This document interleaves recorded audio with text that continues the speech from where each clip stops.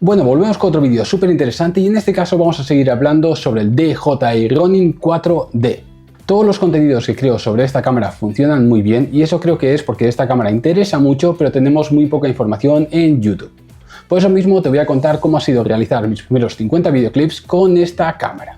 Como sabes, hace 2 meses me compré esta cámara, que es el DJI Ronin 4D, y ha sido una cámara que me ha suscitado mucha curiosidad, pero también tenía muchas dudas a la hora de comprarla. Algo que me pasó es que me picaba la curiosidad por saber más de esta cámara y apenas había información tanto en YouTube como en Internet. Todos los vídeos que me encontraban eran reviews muy pobres que apenas hablaban sobre la cámara y sobre todo eran en inglés. El no tener demasiada información lo que hizo es todavía que tuviese más curiosidad y quisiera saber más sobre esta cámara. Por eso hice las gestiones que tenía que hacer para poder probarla y una vez la tuve entre mis manos me enamoré de esta cámara.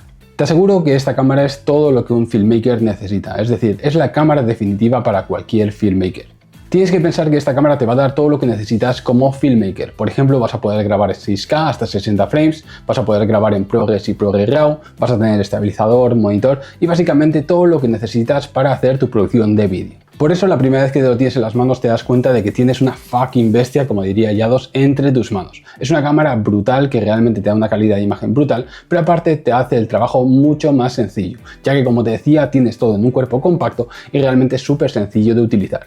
Literalmente tardas 2 minutos en empezar a grabar con esta cámara. Solo tienes que sacar de la caja de transporte, montarle el LiDAR y las empuñaduras y directamente puedes empezar a trabajar. Es decir, es muy sencillo producir con ella. Esto no lo vamos a encontrar en ninguna cámara de cine más. Por ejemplo, ya sabéis que yo tenía una Red Komodo y no encajaba en mi flujo de trabajo por eso mismo, porque tardaba mucho más en las producciones y realmente el DJI Ronin 4D me hace la vida mucho más sencilla. Cuando utilizas esta cámara te das cuenta de que el diseño está perfecto, han pensado muy bien todo porque tienes los botones justos y todo está donde tiene que estar. Realmente es súper cómodo trabajar con esta cámara. Te aseguro que todas las dudas que tenía antes de comprarla, una vez la tenía en las manos y la pude probar, se fueron todas esas dudas. Como te he dicho al principio del vídeo, ya he hecho mis primeros 50 proyectos con esta cámara y he querido puntuar o clasificar algunos aspectos para que entiendas qué tan bueno o malo es en ciertos aspectos. Por ejemplo, vamos a empezar a hablar sobre el sensor y la calidad de imagen, que yo personalmente lo puntúo con un 9.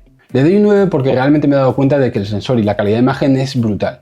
Sobre todo lo que me he dado cuenta es que es capaz de retener mucha información tanto en las sombras y en las altas luces y así poder recuperar áreas subexpuestas y sobreexpuestas. Por ejemplo, la he comparado con mi Sony A7S III, que es con la que estoy grabando ahora mismo, y me he dado cuenta que a la hora de recuperar información funciona mucho mejor. Sí que es verdad que la Sony tiene un poco más de rango dinámico, pero no tenemos tanta recuperación. Es decir, al final lo que tenemos es una ecuanimidad. Por ejemplo, la Sony tiene más rango dinámico, pero al final al poder recuperar más información con la DJI Ronin 4D, al final todo se equilibra. Así que si estabas pensando que una Sony A7S III o una FX3 funcionaba mejor que un DJI Ronin 4D, te aseguro que no. Otro aspecto a puntuar, por ejemplo, serían los códecs y los formatos de grabación, que en este caso le doy un 10. Tenemos que pensar que tenemos muchísimas opciones posibles a la hora de grabar. Por ejemplo, podrías grabar en comprimido, como por ejemplo en H264 y también en ProRes, ya sea 422 LT, HQ, 444 HQ y aparte en ProRes RAW. Es decir, se va a moldar a cualquier tipo de trabajo y además puedes grabar internamente hasta 12 bits. Por eso mismo creo que se merece un 10. Por otra parte, algo que puntuar serían los frame rates, que básicamente tenemos muchos frame rates, pero en este caso le doy un 8. Le doy esa puntuación porque a pesar de que podemos grabar en muchos frame rates diferentes, muchas veces nos pide que cambiemos la relación de aspecto. A mí personalmente sí que es verdad que no me afecta, pero sí que me gustaría tener más libertad. Por eso, a pesar de que tenemos todos los frame rates posibles, le doy un 8, porque al final el tener que cambiar las relaciones de aspecto puede ser que te influencie al final del trabajo. Por eso mismo le doy un 8. Otro aspecto muy importante a puntuar sería el low light y cómo funciona en ISOs altos y en situaciones de poca luz. Y en este caso le doy un 9. Algo que me daba miedo antes de comprar esta cámara es que no sabía cómo funcionaba en ISOs altos y sobre todo en situaciones de poca luz, pero te aseguro que funciona increíble. Es una cámara que funciona realmente bien en situaciones de poca luz porque tenemos un ISO dual, que en este caso lo vamos a tener en 800 y también en 5000. Todos los proyectos los he grabado en log y no he tenido ningún tipo de problema con el ruido. Ha habido situaciones en las que he tenido que utilizar ISOs más altos, pero realmente ha funcionado muy bien, así que le doy un 9. Algo que no he dicho sobre el ruido es que el ruido que genera también es más granuloso, es decir, es como más un grano analógico que un ruido digital. Por eso mismo, aunque tengas un poco de ruido, no queda tan feo como por ejemplo cuando tienes ruido en la Sony. Otro tema muy importante que tenemos que puntuar es el estabilizador, ya que tenemos que recordar que tenemos una cámara con estabilizador, y en este caso le doy un 11. Le doy un 11 porque realmente funciona increíble. Creo que no hay ningún otro gimbal en el mercado que estabilice como esta cámara.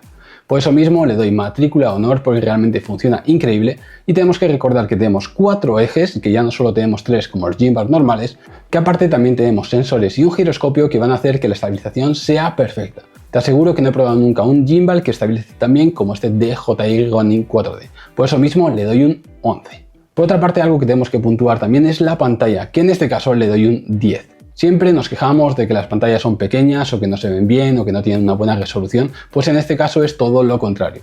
Tenemos una pantalla que se ve increíble, con un buen brillo, que realmente tiene un nivel de contraste increíble y aparte está calibrada. Es un monitor 10 bits que te aseguro que cuando estás grabando la toma y lo estás viendo dices, menuda toma más increíble porque lo estás viendo perfecto.